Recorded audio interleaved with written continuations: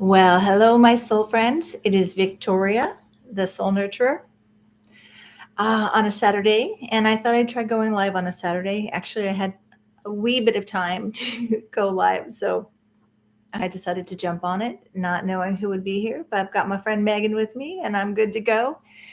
So, welcome, welcome, welcome to the Soul Nurturer channel, where from my soul to yours, I offer a space to view my videos, to hopefully what I'm offering is resonating with what you're experiencing in your life as a soul having a human experience.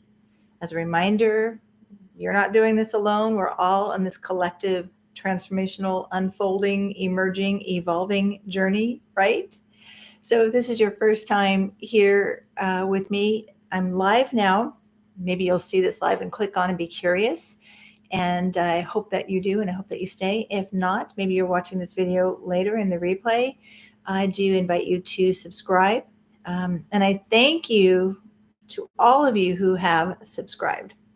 I'm really super honored and surprised in some ways because I don't do these regularly. I do them when I have the space, when I have the capacity, when I am, in the past. This is what I teach my clients when we're moving out of old behaviors into new behaviors. In my past people pleasing behavior, I would put all the videos before me, and now I've got a lot of catching up to do with myself. So I do these when I have time and I'm taking care of myself, nurtured my own soul, so I can be in integrity when I'm talking to you. But yes, the last video, I think I got, I don't know, I'm at 917 viewers, almost to 1,000. What a day that'll be. What a celebration that'll be to get to 1,000. And if you notice when you subscribe, if you're watching this, when you watch this, you are number 1,000. Make a note in the comments. In fact, everyone just comment as much as you can. Like as much as, well, I think you can only like once, but like and comment as much as you can, because you will be helping me in my soul mission of outreaching on YouTube. This is the platform, the only platform I'm on right now. I'm not on Facebook. I'm taking a siesta from Instagram. I'm not called there. I'm called here for whatever reason. And what I understand about the algorithm of YouTube is that the more people comment and like and subscribe, the more they'll kick me out there, put my videos out in front of other people that I can possibly support and serve. One last note before I get into my topic, I do want to say thank you to all who reached out to me for a 20-minute consultation.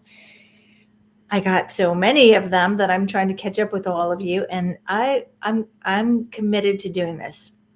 I love this form of service. It feels like in some way tithing, It's something I can do that is helping, even if it's 20 minutes, helping somebody take a pause, take a look at their soul chart. And somebody did ask me what a soul chart is. It's my verbiage for an astrology chart, because I feel like when I look at an astrology chart, a natal chart, the time that you were born and took your first breath, came into the world in your human form as a soul, having a human experience.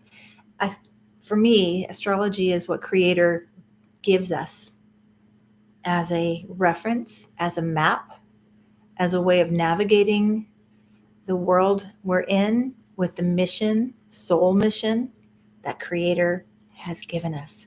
So that's why I call it a soul chart. So I did get a few questions that this is where I'm bouncing off of these topics today. And lovely to see you and be with you, Megan. I've got my one viewer here. I love that you always show up. So bless you, Megan. So I'm going to go into topic, but tell me how you're doing. Thank you for letting me know how you're doing, Megan. But whenever you're viewing this video, let the Soul Nurturer channel be just a place to take a breath, pause, connect to yourself, catch yourself. I've been saying that a lot to people, when I'm hearing my clients or my friends, that you did a good job of catching yourself, or even better, lifting yourself. There's a lot going on. We are definitely in highly transformational times. Have you noticed? And it's all purposeful. So I like to invite people to consider we're in a collective unfolding. We're in a collective movie unfolding. We're the star of our own shows, but we're collaborating with all the others in this story unfolding at this time in history, right?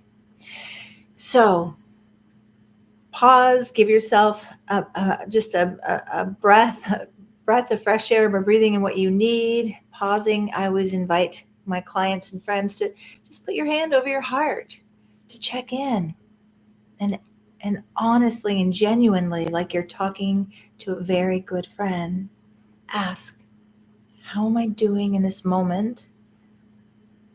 Feel into your body. Notice what you notice. Like connecting to your body as a beloved good friend, because your body is your longest companion for this journey. Breathing in, noticing, tuning in to this busy mind in here, where a lot of what I'm going to be talking about today is what we're going to be addressing. Because our mind and all that our subconscious mind is programmed with, and all of our patterns and behaviors and our self-story and our self-talk, well, I think that might be connected to the question I got from a client. Why do we hold ourselves back? Any thoughts on that? Why do we hold ourselves back? Why aren't you achieving what you desire, what your vision, what you've been visioning for? What you've got a vision board, you've got it on the board here. Yep, I want that, but it's not happening. Or perhaps you feel stuck. Oh, Megan, you're so wise. Yes, I'm getting there, she says. Fear, absolutely right. It all boils down to fear. I love to reference the Course of Miracles when it comes to fear, because in the Course of Miracles, we learn that there's only two energies in the world: fear or love. Fear in the human experience, very limiting, very constricting. It will block us. And love is very expanding, inspiring, creates possibility. Think about what it feels like to fall in love, or to love someone, or to love something, like a newborn baby, loving that baby, that fresh potential, that there's no holding back there, is there? Just absolute love. That's the kind of love I invite you to. Absolute love for your beautiful, precious soul potential, which is connected to your inner child. I always say to people who say they don't have kids, yeah, you do. Or I say to moms all the time, I ask, how many kids do you have? 2, 3. Oh, well, like this woman I was working with the other day, 2 kids. I said, and I say this to all my clients with kids, I'd like you to consider adding another one on there. So instead of 2, you have 3 children. One of them is your inner child. And I think I have videos on inner child work. If not, maybe I need to do a new one. Anyway, so fear, yes, absolutely right, Megan. And fear, and what we want to get to is expanded love. Love opens our possibilities. When we love, we see the possibilities. We tend to lead with our highest self, right? So, but in general, I'm going to cover a few things that I have identified. Actually, I do have some notes there. I'm going to go peek at that. How is your summer going for all my friends in the Northern Hemisphere? And for those of you, I've been getting some friends in the Southern Hemisphere. How's your winter? How's life unfolding for you? I'm not asking to fill space. I'm asking because I genuinely care. I really want to know. And if you watch the astrology videos, you can backtrack on those and go back and track yourself when you notice the full moon, you notice the new moon, you notice whatever's going on. Comment about that. Let me know, because then it helps me kind of track the astrological weather and get a sense of what I'm intuitively feeling is accurate. Okay. So this holding ourselves back, or sabotaging ourselves? Anybody out there sabotaging? I'm not looking at the chat box right now because I'm going to look at my notes, but I'll look there in just a moment. Or you feel stuck. Anyone feel stuck? How about you get super, super excited about something? You maybe even create a vision statement, a vision board, and you feel like you're just like on the treadmill or what's the thing that goes like this on the what is that? I'm thinking there's a saying and I can't think of it. Or you keep just bumping into the wall, or ending up on the same path that you've been on, and you're not getting where you want to go. I oftentimes, when I do my consultations or my first session with my clients, I do use this metaphor. Working with me, a soul guide, a transformational hypnotherapist, and a Jungian-based spiritual director, among other things, I get a sense of where my client is. I'll say, what's going on right now? And okay, what is it you'd rather be going on? In other words, what's your desired outcome? And I ask them to paint a picture of what they desire. Why do I do this? Because this is where we need to trailblaze a path forward. And the reason why people feel stuck or sabotaging is as simple and as complex as this. Your subconscious mind does not have enough information. You do not have enough references. Your primal brain doesn't think it's safe for you to do these things. There's a number of reasons. I'm going to go more into detail on those. But what I always say, so say we're on a journey together and we're going to go hiking on a beautiful day. And I invite my clients, and maybe this will be you someday. I say, where do you want to go? What is it you desire? What does it look like? What will be different? And then I say, okay, so if we're out on a beautiful day and I'm with you and you point in that direction, I want to go over there. I want to feel more abundant, more confident. I want to be free to be myself. Okay, let's go, right? And then I always tell them, for those who live where I live in the Pacific Northwest, especially in Washington, when you go hiking in the wild, there are things like stinging nettle and blackberries and thistle and things that aren't very friendly to walk through, right? And the paths are kind of, wired in, can't get through. But what happens is we go in the direction we want, but there's no pathway there.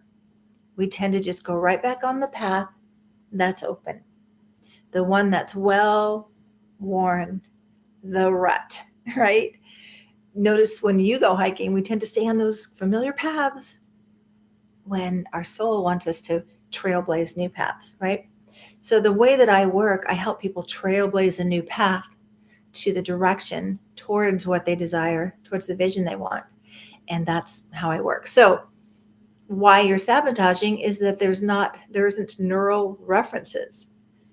This is a simplified version of how the mind works, wiring in what's familiar, our references over time of practicing, even though it's a practice of not how you want it to be or who you want it to be, but it is what's showing up right now today is what's wired in your mind. Okay.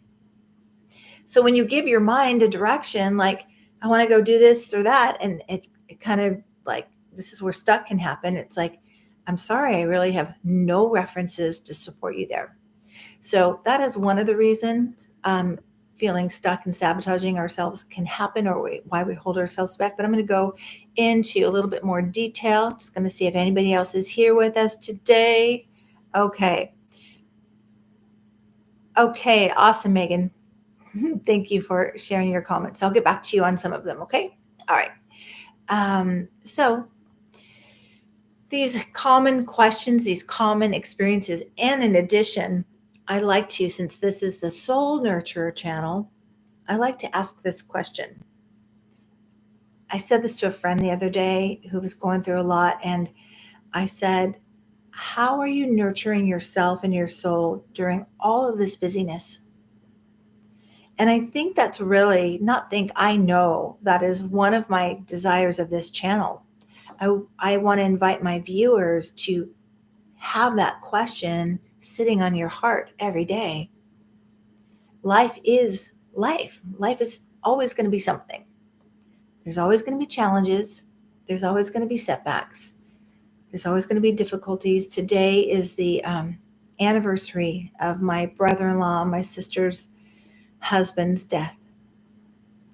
My heart is with my family. I'm feeling it. And here we are, a year that went by so fast, seemingly, and it's such a bittersweet time. And yet, here we are. So even in grief, how do you nurture yourself? How do you nurture your soul? And what that looks like to me, it's like tending and mending, like our soul gardens. Like for those of you who are gardeners, you know what to do in your garden. You know how to pull the weeds. You know how to go out and water when it's needed, or plant the seeds when it's time, and harvest when it's time.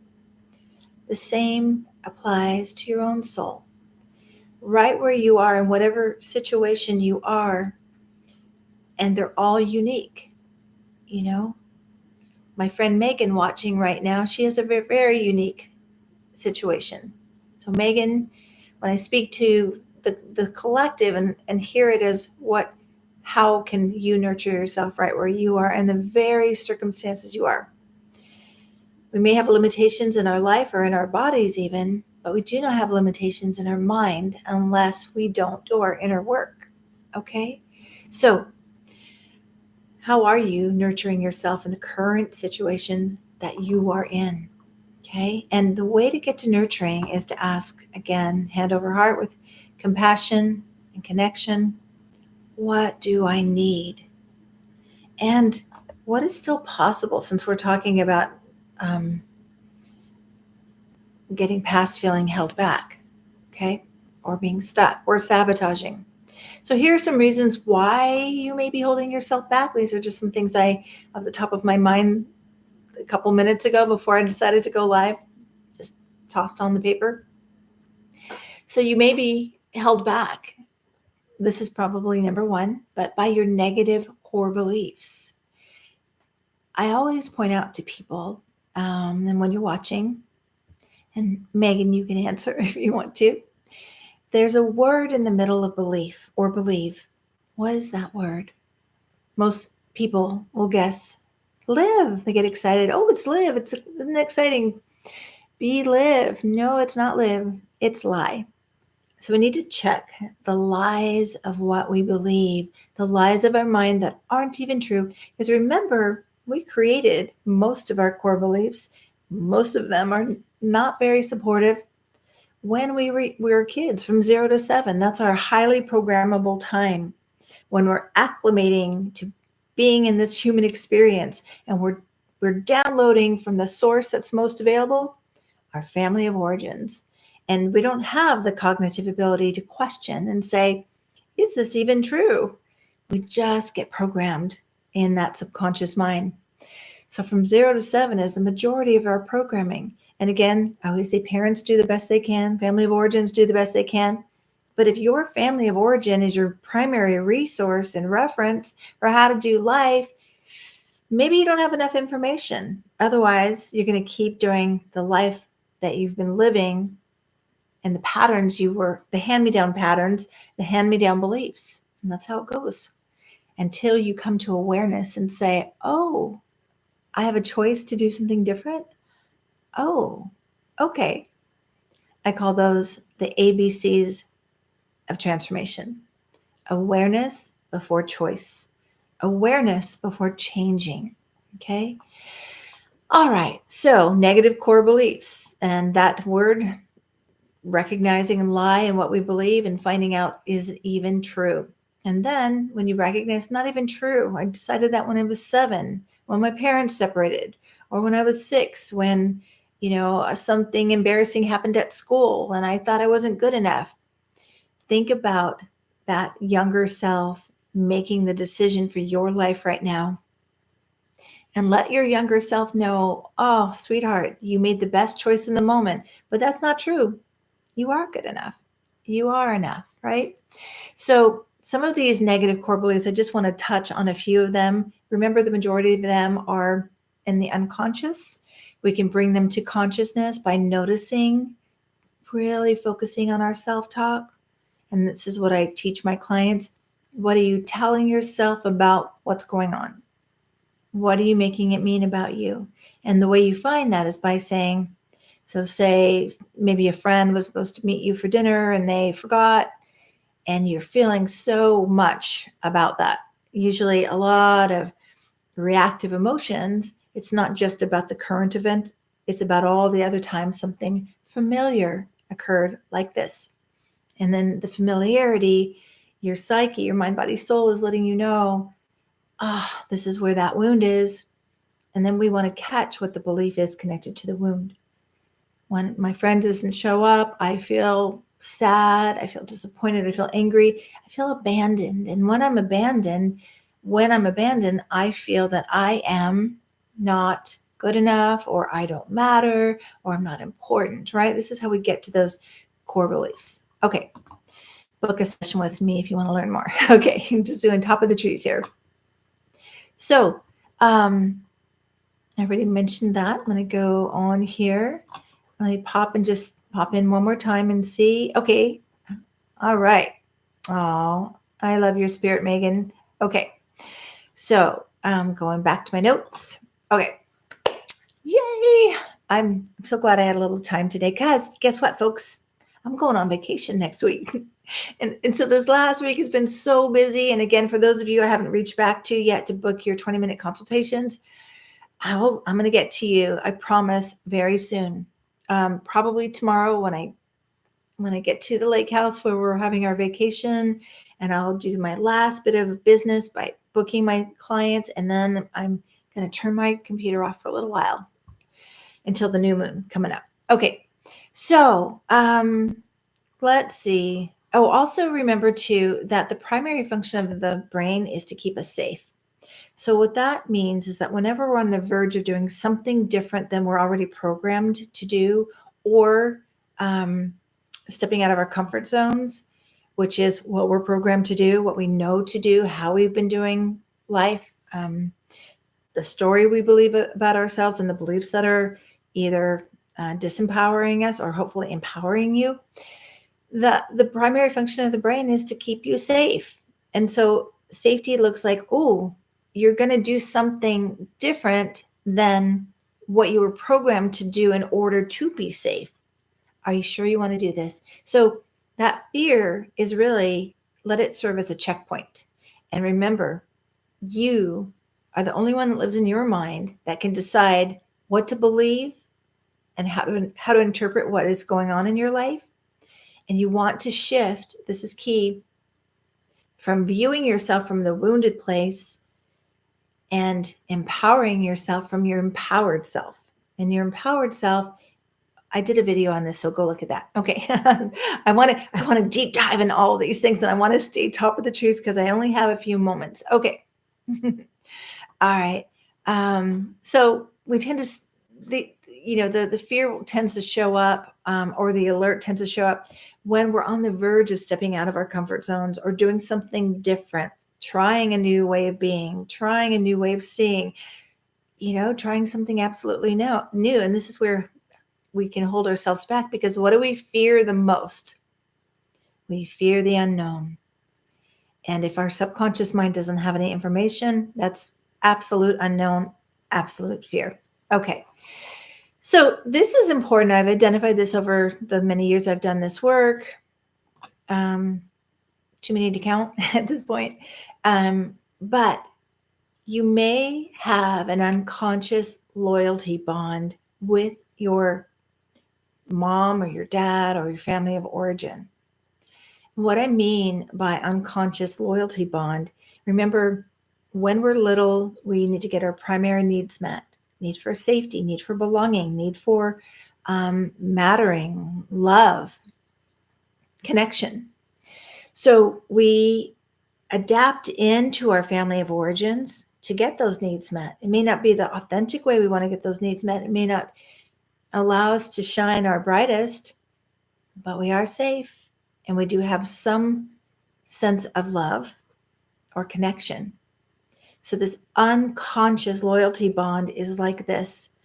If I do something different than my family of origin is in agreement with, the unconscious fear and block is I may not be loved, I may not belong, and all of that can be overwhelming. Okay.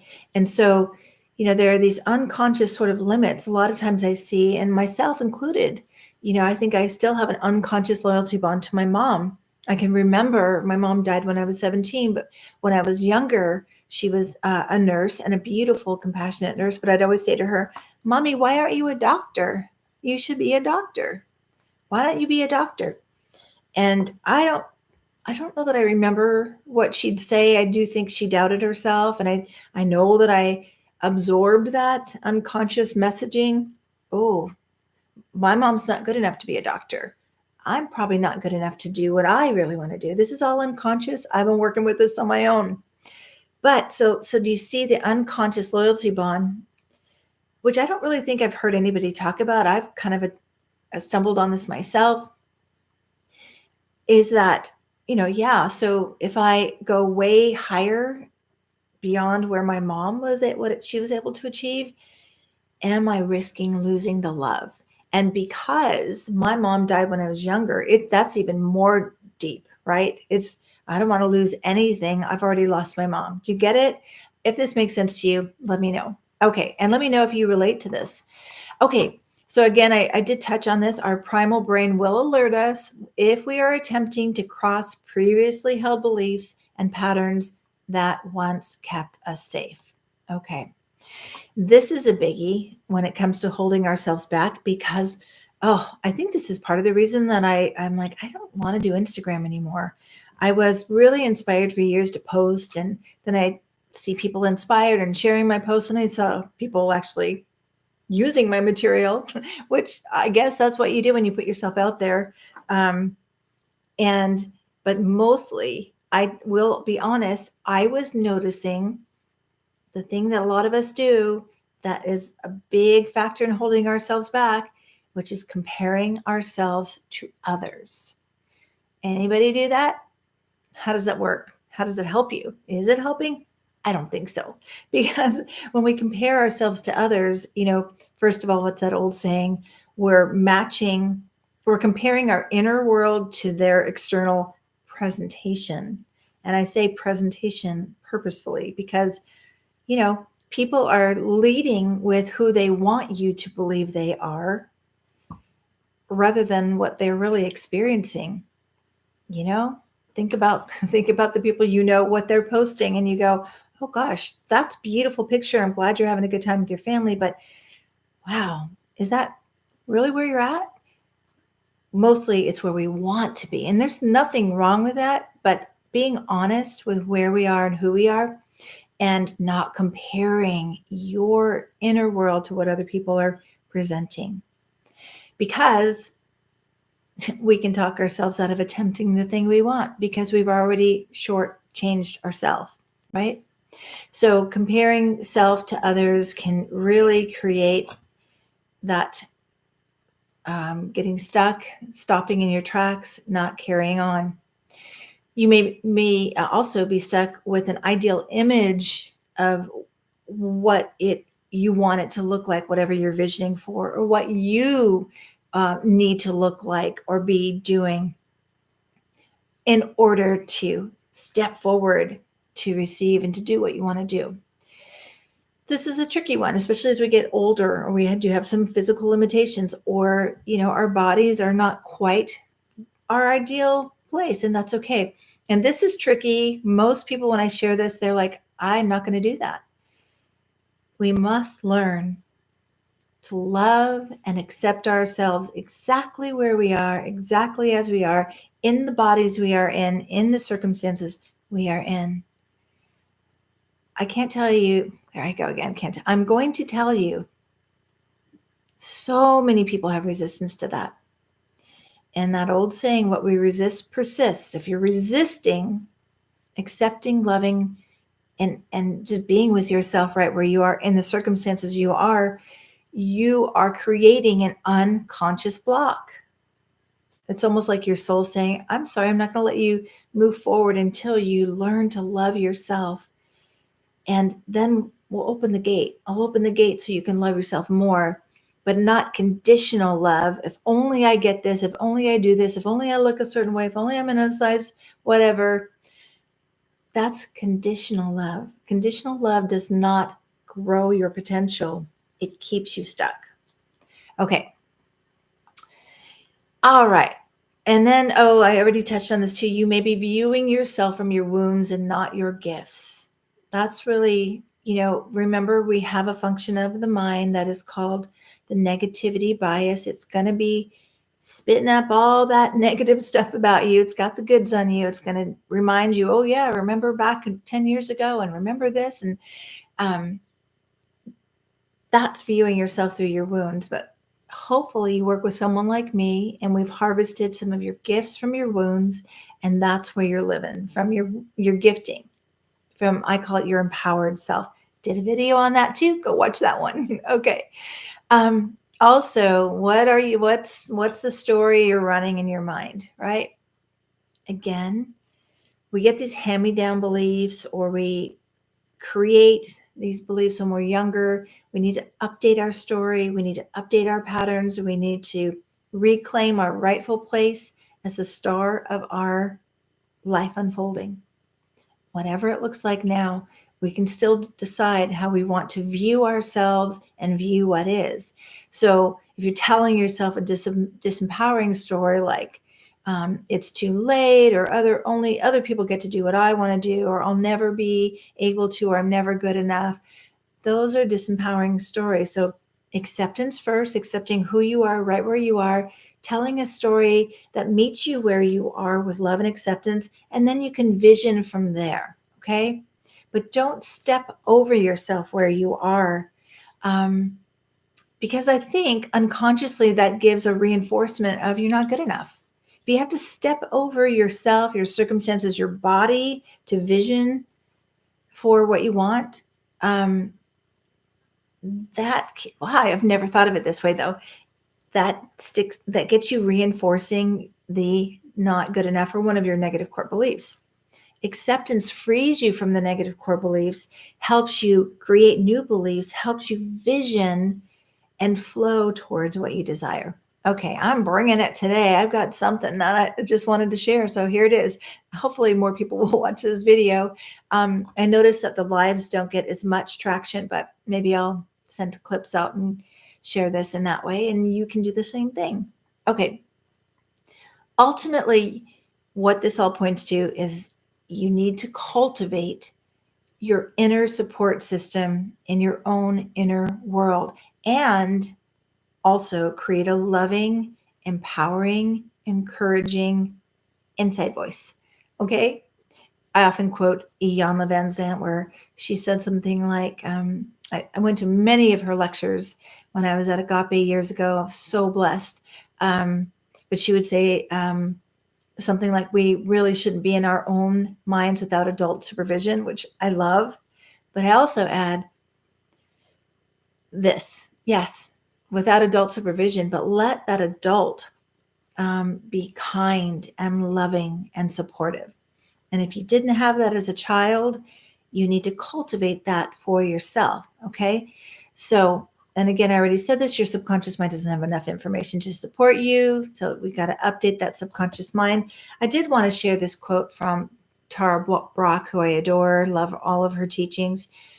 I love this just to bring the message home of why it's important to update our beliefs, our patterns, and our story to co-create with our creator the highest possibilities for our lives. So perhaps the biggest tragedy of our lives is that freedom is possible, yet we pass our years trapped in the same old patterns. Patterns come out of beliefs, okay? You have power to change those beliefs and then the patterns, okay? So that's my take on all of that. Meeting your own needs is key. Updating your programming, creating an inner world that reflects the external world that you want to live in, what you want to create. I did write this. I'm going to repeat it because I thought it was good when I wrote it anyway. It's as simple and as complex as this. You need to cultivate what you need in your inner world in order to achieve what you desire in your outer world. Okay? I love that. So this is why hypnotherapy, transformational hypnotherapy, NLP, dream work, all the soul work things that I offer is helpful. Or just being your own advocate, your own soul nurturer, learning to nurture your own soul, your potential, right where you are, just as you are. That, my friends, is key. Okay, I've got some new friends with me as I'm about to wrap up. I see Leia's here. Okay. Yes, there's a lot going on right now, Leia. So fearing change, I don't know if you were with me at the beginning, but fear of change is our number one fear. So how do we avoid the fear? Fear of change is the fear of unknown. You need to tether into something that is supportive. And remember, the more you build your inner world with safety, if I were working with you, I would create an inner safe place inside of you, or I call it an inner sanctuary or an inner medicine place where you feel empowered, where you feel safe, and envision yourself having the qualities you need to navigate and negotiate the changes that are in front of you. Okay. So reach out for me for that consultation. I'm available in a couple 2 weeks. I'm booked out 2 weeks, but please make contact so I can set you up with that. Okay. And then I saw somebody else here. Hi, Jacqueline. Hello, hello. Do you have any questions? And Leah, do you have any direct questions? And let's see, Megan, did you have any questions? I love that a few of you are here with me. I do appreciate it. Did this topic speak to you? Did it ring true anywhere? Hopefully you found it helpful. I'm just going to scan back. Any questions? I'm going to go back and see. Oh, Megan, I'm so sorry to hear about your dad. Yes, you know this journey well. And, one of my favorite quotes with grief is that death ends a life, not a relationship. So I firmly believe that you can talk to your dad, share what's going on, and imagine what he would say back to you. Okay. You can keep that love connection strong. Okay. You communicate with loved ones and angels. Wonderful. Okay. Well, since there's no more questions, I think I'm going to wrap up because I need to finish packing so I can go on my vacation, which I'm really, really looking forward to. I'm sending you all so much love. Yes, I feel the transformational waters we are swimming in. I feel you. I get it. I have my moments too, right? I have a lot of tools that can support me and lift me back up into being able to navigate what is. Okay. I love that saying, it is what it is. But then I like to add, it is what it is, but what can I do? What is it that I can do? And that's where we empower ourselves with the power of choice. Okay. The choice to begin again, the choice to rethink about, review how we're thinking. By the way, we are in not Mercury. Soon, Mercury's going to go retrograde on the 23rd, but we're in a Venus retrograde, reviewing what we love, who we love, how we take care of ourselves, our self-care, our soul care, how we love ourselves, how people value us or do not value us. We're reviewing our relationship with money and our things, and how do we take care of our money. And right now we have an aspect going on today which could make us want to go spend a lot, or we're not being really responsible. It's a time to look at that too. So just love yourself, just accept yourself. And I call it love yourself forward. Okay. So every day check in with yourself and ask, how can I nurture my soul in the current circumstances that I am in? And I'd love to hear some of that from you. Comment, how do you nurture yourself? And when I say that, I mean yourself, your self-care, and your soul care. Soul care may look like drawing or dancing or going out in nature. Self-care could be like taking a bubble bath, right? or journaling. All right, my friends, thank you so much. I'm so grateful for all of you that have stopped by to join me. Thanks for chatting, and thanks for your comments for those of you who are going to watch the replay at another time. Sending you so much love. See you next time. Take good care. Until then.